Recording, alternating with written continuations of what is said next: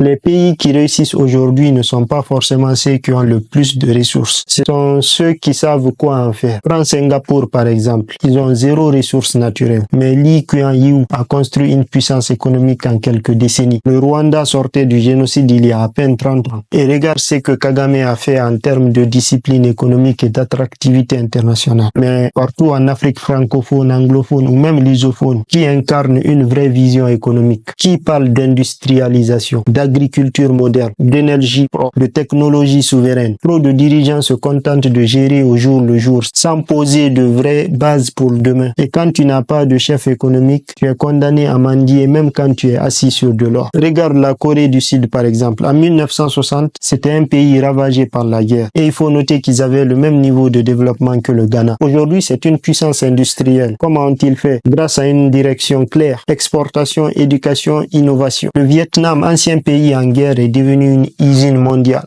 grâce à une politique économique cohérente. Le Brésil a su créer une puissance agricole forte en transformant ses terres en moteur d'exportation. Et nous, on continue de vendre notre or, notre cacao, notre café pour acheter des produits finis 3 fois plus chers. Ça, ce n'est pas un problème de budget, c'est un problème de stratégie.